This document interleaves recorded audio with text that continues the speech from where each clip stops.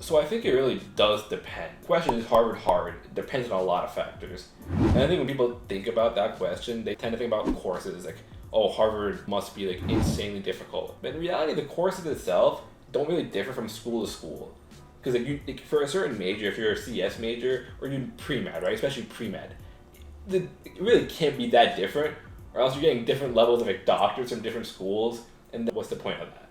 Yeah, I think at Harvard you get the same education that you do at most other places. Obviously, if you decide to take a course load of like 5-6 classes a semester, doing like quantum physics or doing some super hard subject, like yeah, it's going to be very difficult. Well, yeah. If you don't know, the amount of courses you take per semester at Harvard is 4 courses. Some take 5. You've taken 5 before, right? I've taken 5, yeah. But 6, nobody really takes 6, right? I don't know. You've heard people take 6? I actually have heard some. Really? But, I mean, sometimes they're not. Okay, like, if you're taking 6, then yeah, Harvard is hard for you. But that's just not, nobody does that. But he does make a good point. Your professors will be some of the leading researchers or thinkers in the world. Like, I've taken a class with Steven Pinker.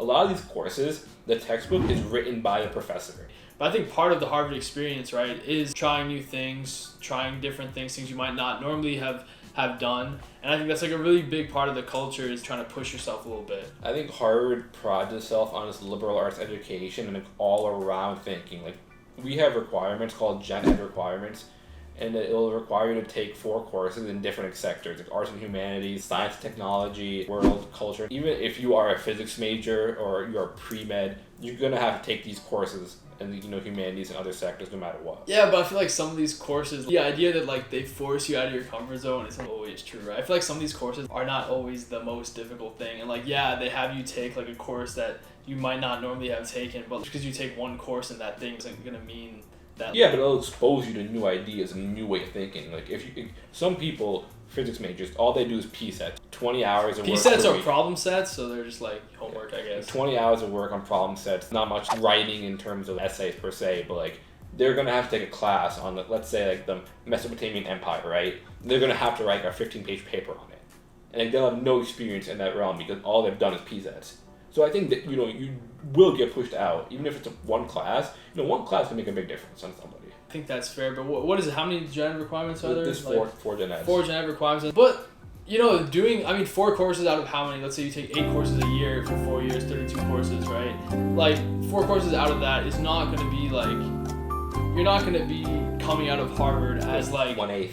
As 1/8 of your experience in courses that you wouldn't normally take. So yeah, I think big Harvard brain right here. I had to do the math a little bit. I simplified it to 2/16 first, and then I went down. Yeah, but so like coming out of Harvard, you're not going to be like a Renaissance man just because you took 4 gen ed courses on some random topics. Right? I do think it makes the experience a bit, harder, but I think it's good that's a bit harder.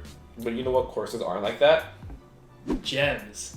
Gems are what we call courses at Harvard that basically take less than, 5 hours?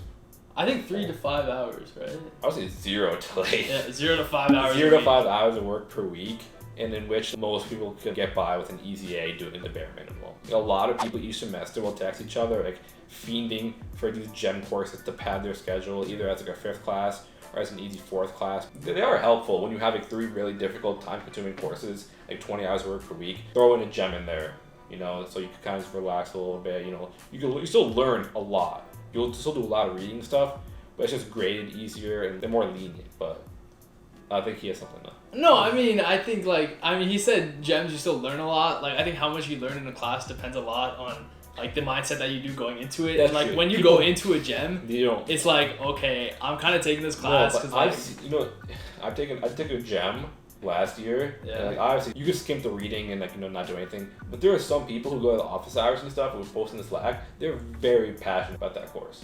Yeah. These gems, it's not like these gems are a category on their own. Like these gems, you could find them in the Gen Ed requirement. You could find them. They're like literal STEM gems. Yeah. Right? They're just there. That's not what I was. Yeah. Right? No. That's not what I was. like they're not everywhere, but like they're not. It's not a distinct category. It's just like They are everywhere though. You could just scattered around. Yeah, they're scattered. It's like a treasure hunt. And sometimes new courses will pop up, and people will take the risk and take them, and then they'll tell us whether it's a gem or no. You know what's really tough though? When the previous semester the course is a gem, and then like you take it, either the teacher changes or the teacher finds out that it's a gem or something. The thing is, Harvard has something called the Q Guide. Students will report on courses they took, and how many hours of work it took per week. They'll rate the instructor overall, and they could write comments about them. And I've seen some gem courses. I go into them. It's like average hours 2.7, and like all the comments are like gem, easy A. So I feel like if professors see that, like, it must hurt a little bit. Yeah, like, sometimes the next year when they offer the course again, it's just like It'll absolutely. be like 10 hours of work like per so week. It's like no, get out. So you gotta watch out. It is risky. Yeah. If you take a gem that you based on the stuff people took last semester, it's not guaranteed to be a gem anymore. See, you might think it's a gem, but then you get a little closer and it's just like a normal rock. More often. Like it's just like a rock. Like it's like not like a. It's not like a very appealing like a gem is. It's just like a So gems, easy, but they're risky. Well, gems are easy. Oh yeah, for sure. But sometimes they might change. Yeah, that's facts. Facts. Thing is, like, courses aren't the only thing at Harvard that make the Harvard experience. I would say 50%. Right, 50% has to be courses. It's college, right? It has to be. Maybe for Harvard, maybe 40%. I would say. Yeah, some kids weigh courses more heavily, right? Like if you're trying to apply for grad school, your GPA is a little bit more important. So some people might. If you go to med school, business school, law school of education, you need to keep that GPA up. Your courses will be the most important thing for you. If you're like a finance bro, not even a finance bro. Like you're going into finance. You get the 3.5, 3.7. Yeah, if you're going into finance, they say get around like a 3.7. If you're going to IB, then you're fine. And those kids tend to take those. IB is investment banking. Keyword. Yeah, you hear that a lot. It's not international baccalaureate like if you're in high school. Like, yeah, very very different things. Both equally boring, I would say, but. I don't know. IB's kind of cool sometimes. I've never taken IB. Just like an It's like investment banking, bro. You have some international. No, investment banking is not. Wait, no, that's also boring. We don't have finance major at Harvard or business. We have a lot of courses, but we don't have a lot of different majors, honestly. Oh, we call them concentrations. So if you hear us say concentration, same thing as major. And a minor is a secondary. Yeah, it's just Harvard lingo. You'll hear a lot about it, like a gem. So you've got some buzzwords already. Bro, Gemma is like a common British name. Boy, if you don't get... Even just normal clubs on campus, like have what's called a comp process, right? So to get into the club, you actually have to like interview, do certain tasks and stuff. You can't just join a club. A lot of these clubs at Harvard, you actually have to put in work, and like you might get rejected from certain clubs. That can be very demoralizing when you're like a first year and you just got into this environment and you're like, oh, I couldn't even get into this club. Yeah. Like you think that once you got in, that'd be it, right? Like, oh, I could like join anything I want. No, it's lower and lower acceptance rates as you move on in life, and that's just life, I guess. Yeah. As you go on. Oh shit. Battery internal temp high, allow it to cool.